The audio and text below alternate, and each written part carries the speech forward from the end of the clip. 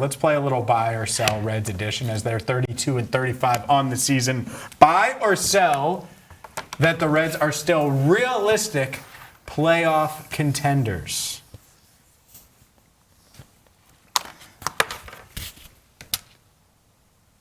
Once again. Here we go. Here we are.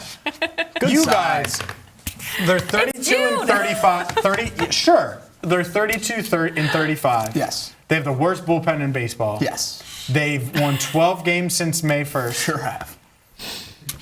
Playoff contenders? Absolutely. It's June 12th. Three games out of the wild card. We're not talking about winning the division. We're talking about making the playoffs. Playoff contenders. Yes. Yes, I absolutely think What they're about playoff the past 7 weeks now shows you that? Well, I don't think playoff contenders necessarily means you make the playoffs. I think if the Reds are, a handful of games outside of contention, we're That's talking not about contention. scoreboard watching, you're absolutely in contention. No. Right now, they're not truly in playoff contention. 3 games out of the wild card, you are absolutely currently in playoff contention. No. I disagree. Yeah, No. Fundamentally disagree. They've been one of the worst teams in baseball for the majority of the season. For sure. That's the reality of the situation. And they're 3 games out of the wild card. Sure. So pretending that, they're playoff contenders today. Maybe they will be in August. Maybe they'll put themselves in that position. They're awful right now. They're Absolutely. awful. They're from manager on down. Tito, he could be better. The bullpen, the worst in baseball. Hitting, I keep sipping on the hopium that is Matt McClain. Eugenio Suarez is stuck wherever he is because outside of the home run the other day, he had a double and a home run. Maybe he turns it around this weekend against his former team. We'll see. But there's just Ellie's hurt. Hunter's hurt. Chase Burns can only pitch every 5th day. You can't pitch him 2 out of 5 days or 3 out of 5 days. If so, maybe they would be playoff contenders. There's just so many flaws, guys. Like, I know they're in it, standings-wise, they're not 13 back in the wild card. Fine. But nothing about this team says playoff contenders right now. No, the current version certainly isn't. But when you're 3 games out and you've played the worst baseball in the league for the last month and a half, I think that does give big picture a reason for a little bit of optimism. It can't be this bad the whole time, and there's still 3 games out of the wild card. Statistically, it's really hard to be this bad for a super long stretch, and I think that goes back to what I was saying yesterday. Is I think the bullpen is outside of the lineup and the rotation here, and that's why the Reds need to go make an addition to that bullpen, because I think the other 2 are good enough to not just be in contention, but legitimately be talking about taking not just the 3rd wild card spot, but the 2nd or even potentially the 1st. And I think that's why when we're waiting for health, the Reds need to go out and add to this bullpen to give them a chance, because when Hunter and Ellie get back and you add some pieces, around this lineup and everyone's healthy playing where they're supposed to be playing, this team can win games and can make the playoffs. So I think that's where my optimism comes from, is how bad it's been to still be less than a handful out of the wild card. And that's where I lie too. You're without Ellie. You're without Pagan, you're without Pierce Johnson, you're without Hunter Green, without Grant Ashcraft. Those are 5 pretty big pieces to this Reds team, and you're still only 3 games out of a wild card spot. For as rough as this go has been in May and to start June, we can't forget what they looked like in April. They looked pretty darn good in April. And to your point, I don't see this trend continuing for the duration of the season. It might be a little bit of a roller coaster, but I absolutely believe that they will stay in contention. When's Pagan coming back? It's a great question. All right. We think Ellie, he's getting scanned today, could come back soonish. I think they're going to take it really slow. He wants to play tonight. Spoiler, I'll break the news. Tito essentially said he could. Ellie De La Cruz wants to play. Well, sure, could is way different. He said he than could should. play but couldn't play safely. That was the quote. Yeah. Well, but can he play safely? Right. Safely. Yeah. He didn't say couldn't. What's the line for safely where you're comfortable putting him out there? Correct. And it's a hamstring, so there's no way it's tonight for the Reds. Like, I'd be stunned if they did that. No. Unless they feel like, hey, we have to. So that's it. So fine, Ellie comes back, but Graham Ashcraft is gone. He's going to be gone for a long time.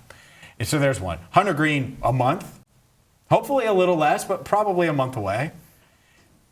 It's tough for me to say, all right, well, once these healthy guys get back, they're going to go on their April roll. Maybe. I'm not saying there isn't a path to the playoffs, to be clear. I'm not saying season's over. But to me, a playoff contender is a team that if they're up 5-3 tonight, I'm not going to trust it. I also wouldn't be shocked if they give up 5 runs in the first, because that's what they've done. They've gotten behind. Their lineup has struggled at times. They've just found ways to lose games. That, to me, doesn't scream playoffs. Now, with the way the format is, can they find a way to sneak into the wild card and put themselves in position to be in position?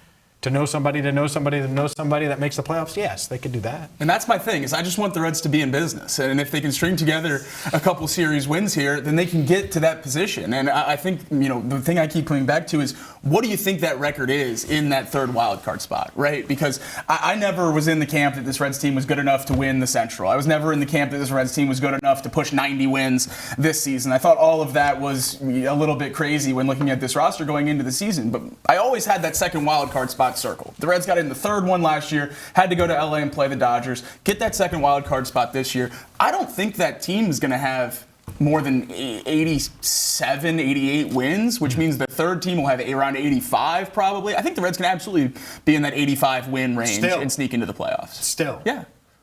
You think they can win 53 more games this season? I think they'll finish above 500, so that's You still 3 think more that? games. Yeah. I do too. I'm selling that, right? They just aren't playing. They're not even close to that right now. Correct. It's been so bad. And the schedule's not great. No, and that would be the thing. That would be the thing. The schedule's not great either, guys. You can't be losing series to the Royals. And that's grammar right. police be darned, all right?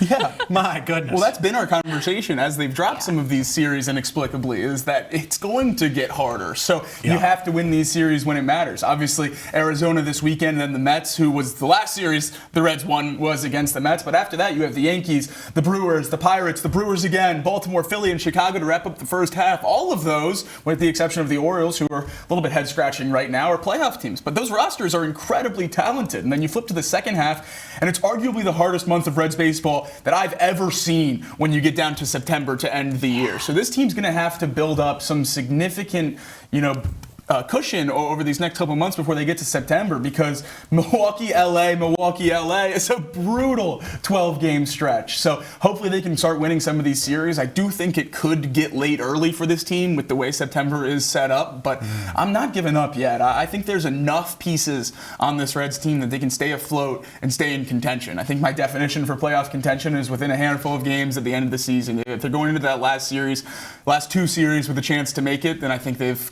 accomplished this question of being a playoff contender. Yeah, we will certainly see. Let's continue with buy or sell. This time, buy or sell that the Reds will make a trade within the next 2 weeks. It's June 12th, so by June 26th, are they making a move? Yeah. Oh, guys, what is going on? So this is the only way I could have bought the first one. So I'm going to need them to make a move within the next 2 weeks. They have to. They need. Do they? They need the help. You just said it. Pagan and Ellie and Ashcraft and Grit. Yeah, highlighting how many guys have been out and they're still only 3 games back in the wild card. Like you said, Ashcraft isn't coming back anytime soon. I know. We don't know when Pagan is coming back. Yep. They need additional help in that bullpen because right now I don't think it's coming from Louisville. No, and Julian Aguilar had a good start last night. 5 innings, only 1 run allowed, 5 Ks. So there's maybe some hope that he could join that bullpen soon, but not a ton of help coming for that bullpen unless it is an outside hire. So the Reds are going to have to make some calls and get it done, or they could be out of contention sooner rather than later. So that's what I think it'll come from. I don't think it's going to be a Chapman or a real big name difference maker that they can go get right now. I think it's quite literally a usable arm that you can trust in the bullpen, that you're not flying Chase Petty, your number top 5 prospect, starting pitcher across the country to try to close a game. Chase Petty isn't walking through that door. I hope not, because he's supposed to be a starter in this organization, not closing a game you need to win. So I really hope that the Reds make an addition, because I feel like at this point, with everything the hand they've been dealt this year, it's like borderline disrespectful to the guys that are good here to not make addition to this bullpen, because they will drown without one. What would your guys' rebuttal be? Because I think we all agree they should. Mm-hmm. And we did that. We talked about that yesterday. To how hard the challenge of acquiring a reliable arm, someone that can help. Because everyone wants that. It's like an offensive tackle. You're right. Hard to find. You want reliability in your bullpen. You want to be able to protect your quarterback. It's the same thing. And so in the bullpen, finding a reliable arm, you mentioned Chapman. He's going to be available, and someone's going to give up a lot for him because it's hard to find. There was a report a couple of weeks ago, Buster Olney saying, I believe it was Buster Olney, and if not, well, then it was one of the national writers that, a lot of teams want bullpen help, and there's not a lot out there. Mm-hmm.